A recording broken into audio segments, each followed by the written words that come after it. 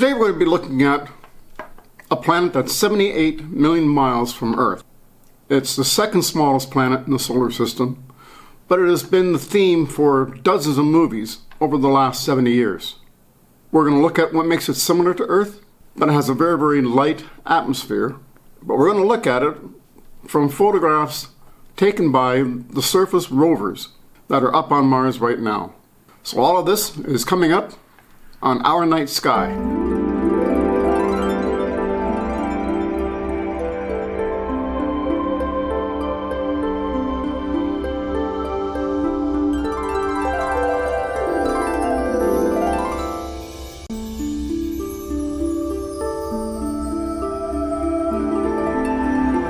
In this episode of Our Night Sky, we're going to be looking at the planet Mars.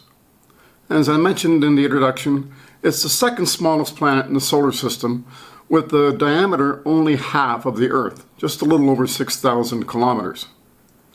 It's 78 million miles away from Earth, or in distance from the Sun, it's 1.4 astronomical units, or 228 million miles. At that distance, it takes sunlight 12.4 minutes to reach the surface of Mars.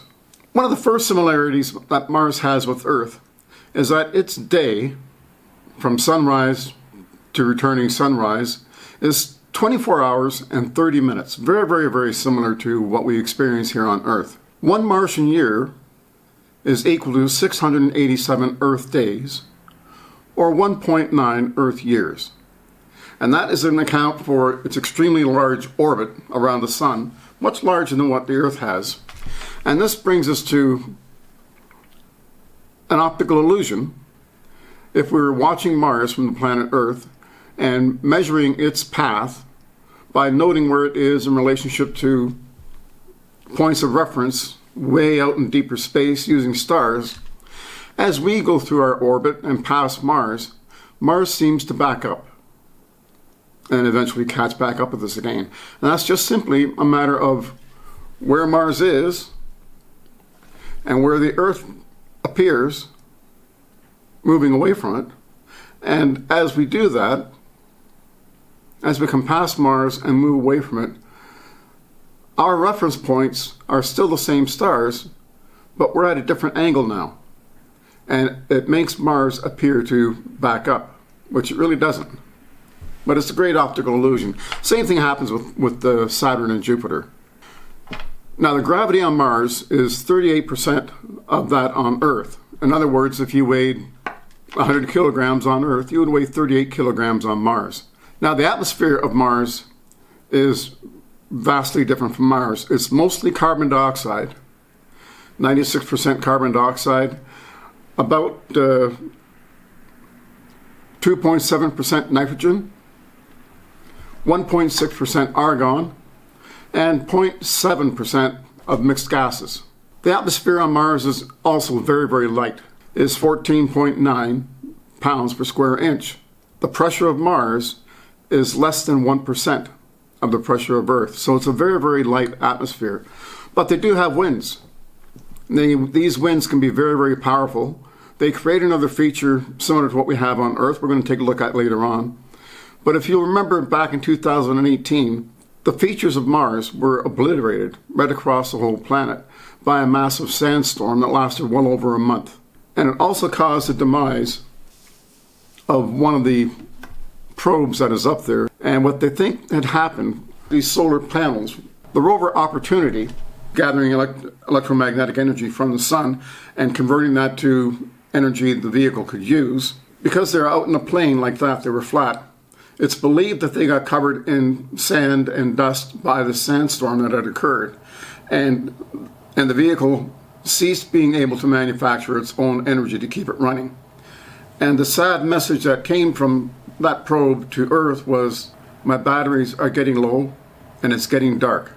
And it wouldn't take much of an imagination to also hear it beeping and twerping and make little R2-D2 sounds as he tried to scan around for some shelter. Instead, he just fell asleep.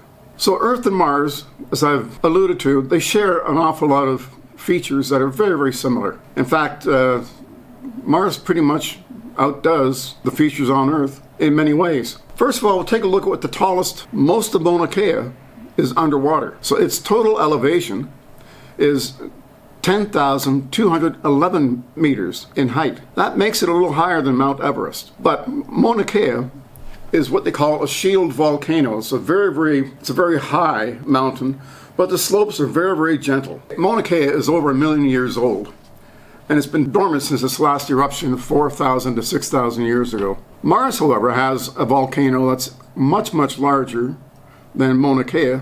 It's called Olympus Mons. It's another dormant volcano, we believe, but it's another shield volcano. With very, very gentle slopes coming down from the peak. Its height is a staggering 21 kilometers, which is 13.6 miles, or 72,000 feet. Its base, at the base of this huge shield structure, is equal to 300,000 square kilometers. That planet is impressive. The Earth has a huge canyon in the southwest United States. I've been there. Flew into the base of it in a helicopter about 3 years ago. It truly is amazing. And when you go to the Grand Canyon, I strongly recommend you take advantage of one of the flights that goes down there by helicopter, and you can really visualize how vast that canyon is. It can be as deep as 4,000 feet and as wide as 18 kilometers. And the geography of it just goes up like that. It's very, very vast across the open space at the very top. It winds around through its huge, deep gorge about 466 kilometers, or 220 odd miles, and it's anywhere from 1,800 to 6,000 feet deep. So it's a huge, huge feature. But again, Mars has got that topped. There's a large, long canyon running horizontally, the surface of Mars. It's over 3,000 kilometers in length and over 600 kilometers at its widest point on the surface, and about 8 kilometers in depth. So it's even a much more massive structure than what appears in the Grand Canyon.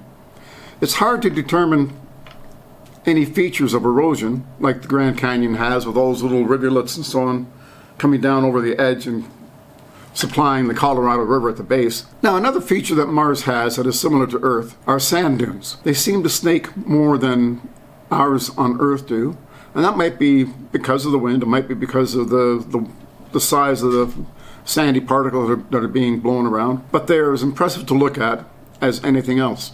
On Earth, sand dunes can occur anywhere. In fact, these pictures you're going to be looking at are from the southern shore of Lake Athabasca up in northern Saskatchewan.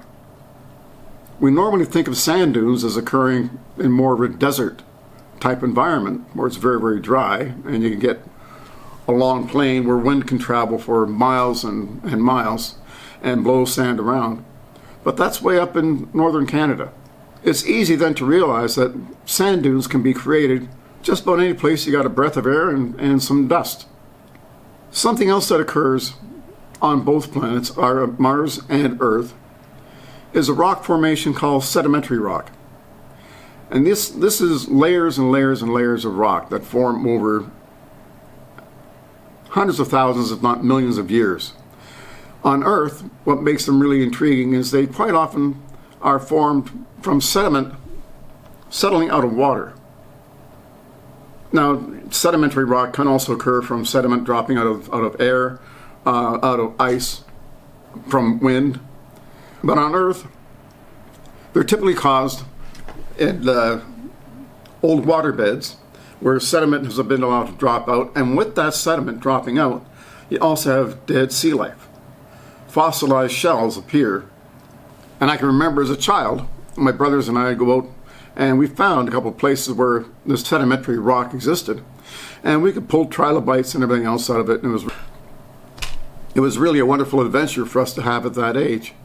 If I were ever to go to Mars, and looking at the amount of sedimentary rock that is there, I just have to get my surveyor's axe and start chopping away and looking for fossils. It could be one of the first signs of a living organism above and beyond microbes that they're finding. So it could be a very, very interesting site to find. Well, that about wraps up Mars for today.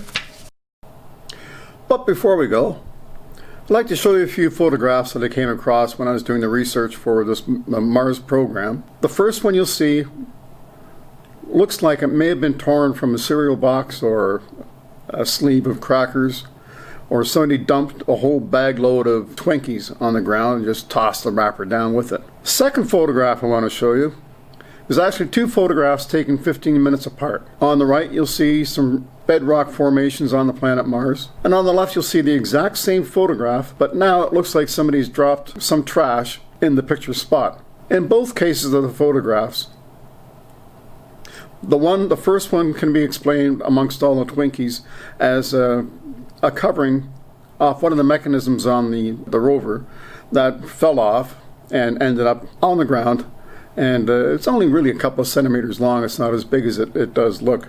The second photograph, where there's nothing in the first picture and there's some debris in the second picture, I'm putting $10 down that debris is actually a wrapper from a Mars bar. So in the meantime, take care of yourself, look after your neighbors, have happy holidays, and I'm Brett Bailey. We'll see you next time on Our Night Sky.